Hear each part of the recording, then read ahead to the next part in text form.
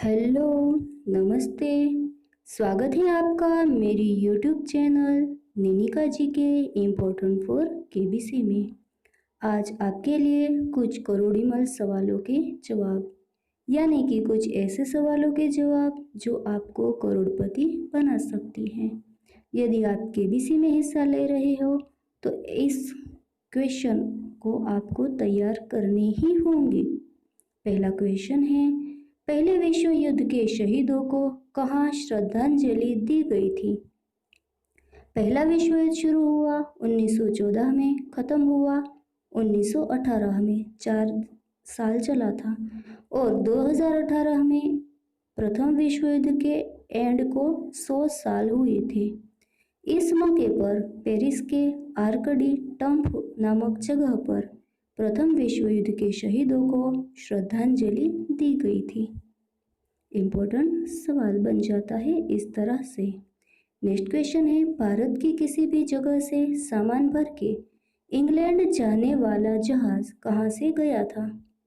सामान कहीं से भी भरा हो थोड़ा थोड़ा, या फिर एक ही जगह से भरा हो, कोई मतलब नहीं, लेकिन सामान भर के इंग्लैंड जाने वाला प्रथम जहाज 1614 में, सन 1614 में सुवाली के किनारे से, और ये आया है सूरत, गुजरात में। और जहाज का नाम था होप। होप नामक जहाज में भारत में से पहली बार सामान इंग्लैंड भेजा गया था। दोस्तों, मैं आपको ये कहना चाहती हूँ कि मेरे पुराने जो वीडियोज़ हैं, निनिका जी के 3, निनिका जी के 5, 11, ये जो वीडियो हैं वो बहुत इम्पोर्टेंट हैं, इसे आपको रेफर करनी चाहिए। और वीडियो अच्छा लगे ये तो इसे लाइक और शेयर करना मत भूलिएगा। चैनल अच्छा लगे तो सब्सक्राइब करना भी मत भूलिएगा। नेक्स्ट क्वेश्चन, दुनिया का एकमात्र ऐसा गांव जिसमें बसे लोगों को 2 देशों का नागरिकत्व मिला है, तो वो गांव बसा है भारत और म्यांमार के बीच, और गांव का नाम है लोंगवा गांव। याद रहे, दुनिया का एकमात्र ऐसा गांव जिसमें बसे लोगों को 2 देशों की नागरिकता प्राप्त है, यानी कि दोनों देशों में वे मत दे सकते हैं। कौन सी धारा आगे चलकर 370 बनी? कौन सी धारा? तो संसद में ये धारा सबसे पहले पेश की थी, प्रारूप पेश किया था गोपाल स्वामी अयंगर ने, और गोपाल स्वामी अयंगर ने 306 ये धारा पेश की थी, जो आगे चलकर 370 बनी। 306 धारा, 306 ए धारा किसने पेश की थी? उसका प्रारूप गोपाल स्वामी अयंगर ने। आगे जाके यही धारा 370 बनी। कुछ इम्पोर्टेंट स्क्रीनशॉट भी आपके लिए। श्यामा प्रसाद मुखर्जी ने धारा 370 का विरोध किया था। उन्होंने कहा था, नारा दिया था, एक देश में 2 प्रधान, 2 विधान और 2 निशान नहीं चलेंगे। और आपको मैं बता दूं कि श्यामा प्रसाद मुखर्जी का देहांत जम्मू कश्मीर की एक जेल में हुआ था, और इसे इन्होंने भाजपा के लिए, भाजपा इस वक्त इसे बहुत मान सम्मान देता है। ये उसी में से थे एक। 14 मई 1944 को तत्कालीन राष्ट्रपति डॉक्टर राजेंद्र प्रसाद ने इस आदेश के जरिए भारत के संविधान में एक नया अनुच्छेद 35A जोड़ दिया। तो कहा जाता है एक अलग क्वेश्चन निकल आया, 35A किसने जोड़ा? डॉक्टर राजेंद्र प्रसाद ने। और ये श्यामा प्रसाद मुखर्जी वाला भी विधान पूछा जा सकता है। इनमें से एक और भी क्वेश्चन निकल कर आता है, दिल्ली एग्रीमेंट किन के बीच हुआ? सन 1952 में शेख अब्दुल्ला और भारत के उस वक्त के पीएम नेहरू के बीच हुआ था। और दिल्ली एग्रीमेंट के तहत कहा जाता है कि कश्मीर के निवासियों को कश्मीर और भारत दोनों की नागरिकता मिली थी। तो इसे दिल्ली एग्रीमेंट कहा जाता है। किन के बीच हुआ था? शेख अब्दुल्ला और नेहरू के बीच। आगे बढ़ते हैं नेक्स्ट क्वेश्चन की ओर। किसने अंग्रेजों की BB&CI कंपनी की पूरी ट्रेन को जब्त की थी? कोई मान सकता है कि भारत के कोई राजा महाराजा हो जिसने अंग्रेज़ों की पूरी ट्रेन को ही जब्त किया हो, लेकिन हाँ ये बात सच है, मेवाड़ के महाराणा फतेह सिंह ने, और वह ट्रेन चल रही थी उस वक्त उदयपुर चित्तौड़गढ़ के बीच। और ये जो महाराणा फतेह सिंह जो है मेवाड़ के, वहाँ उसके एरिया में भोपाल सागर नामक एक तालाब आता था। इस तालाब के किनारे ये ट्रेन चलती थी और तालाब को नुकसान हुआ यह कहकर उन्होंने पूरी ट्रेन को ही जब्त कर लिया था और ट्रेन को छुड़ाने के लिए अंग्रेज़ों को अच्छा मुआवजा देना पड़ा था। ध्रुववेद की पहली ऋचा का पहला शब्द। अब कुछ भाई अलग अलग सब्जेक्ट से मैंने जो क्वेश्चन लिए हैं, तो कई तरह के शब्द आएंगे, कई तरह के क्वेश्चन इसमें आएंगे। ध्रुववेद की पहली ऋचा और उसका पहला शब्द है अग्नि। 7 करोड़ में ये भी आ सकता है दोस्तों। किन सागर के किनारे पर सबसे ज्यादा देश बसे हैं?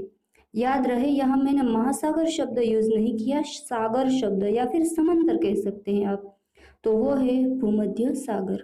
भूमध्य सागर के तट पर किनारे पर सबसे ज्यादा 21 देश बसे हुए हैं।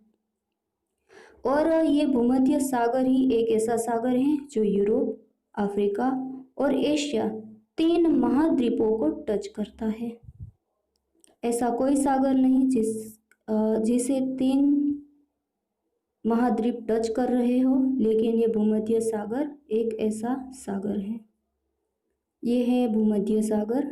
और आप देख रहे हैं साइड में है तुर्की। तुर्की यूरोप और एशिया में है और इस तरफ है अफ्रीका महाद्वीप। और भूमध्य सागर के किनारे सबसे ज़्यादा 21 देश बसे हैं। काला समंदर है, पीला समंदर है, मरमरा है, कई हैं, लेकिन भूमध्य के चारों तरफ 21 देश बसे हुए हैं। कौन सा देश 3 सागरों से जुड़ा है यानी कि टच करता है?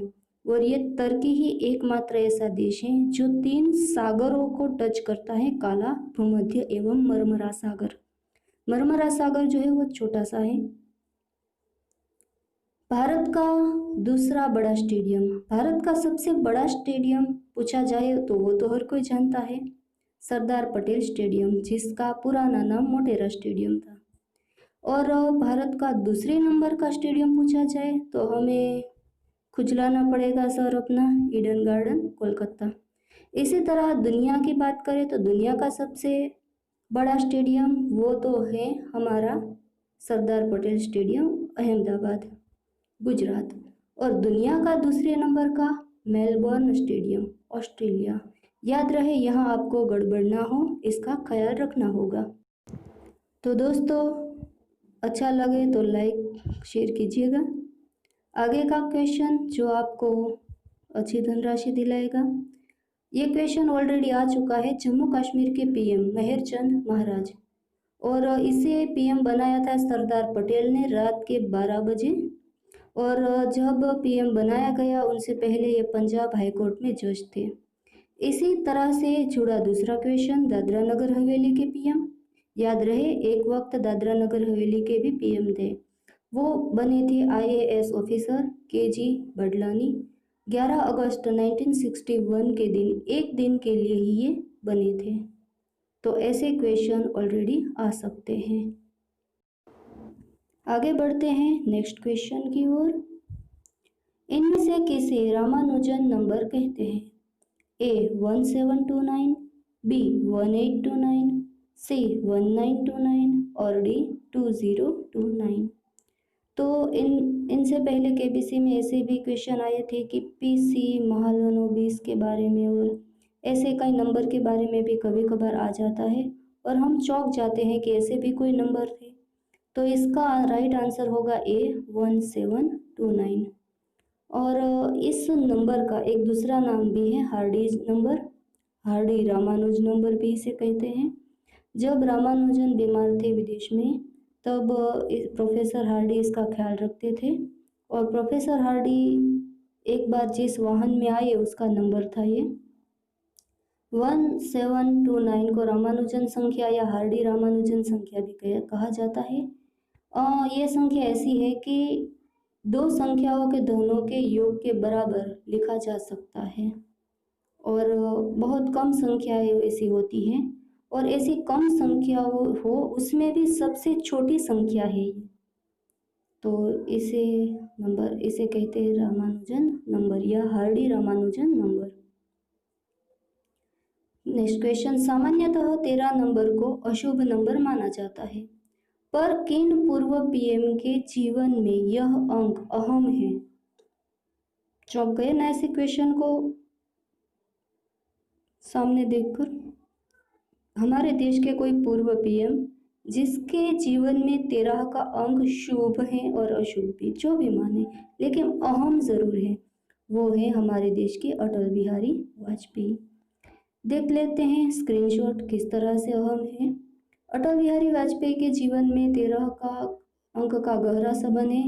इसका प्रधानमंत्री काल पहली बार सिर्फ 13 दिन का रहा था, फिर दूसरी बार पद ग्रहण किया तो 13 तारीख को चुना तो उसकी सरकार 13 महीने चली। पुनः वाजपेयी ने 13वीं लोकसभा में जीत की और 13 दलों को मिलाकर 13 तारीख को ही शपथ ली। तो इस तरह से प्लस और माइनस दोनों में 13 जुड़ा हुआ है। नेक्स्ट क्वेश्चन, और ये क्वेश्चन है, चंद्रयान 2 कहाँ पर उतरना था? हर किसी को पता है कहाँ पर, चंद्र पर, लेकिन जगह का नाम बहुत कम लोग ऐसे होंगे जिसने इस क्वेश्चन को मार्क किया होगा, और ये क्वेश्चन 7 करोड़ में भी आ सकता है। जहाँ चंद्रयान 2 जो है वो मजीनससी एवं सिम्पेलियस एन नामक 2 क्रेटर जो थे उसके बीच का थोड़ा सा उच्च मैदान था, वहाँ उतरने का प्रयास करने वाला था, लेकिन आप और हम सब जानते हैं कि ये चंद्रयान 2 जो है वो टूट गया था।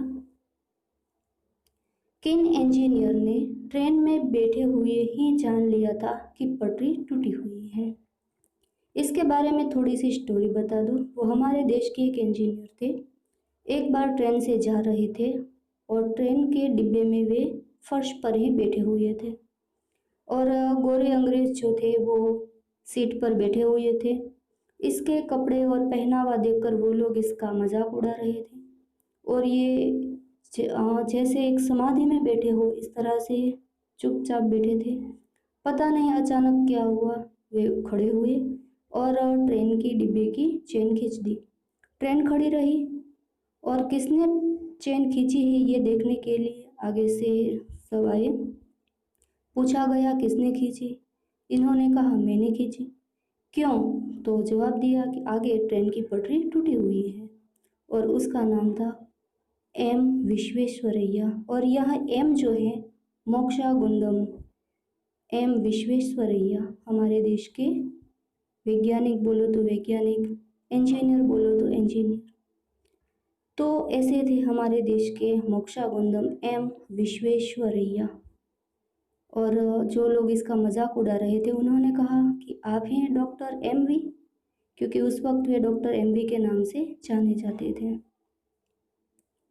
और ये है वो मोक्षगुंडम विश्वेश्वरैया। भारत में प्रतिवर्ष 15 सितंबर को अभियंता दिवस यानी कि इंजीनियर डे मनाया जाता है।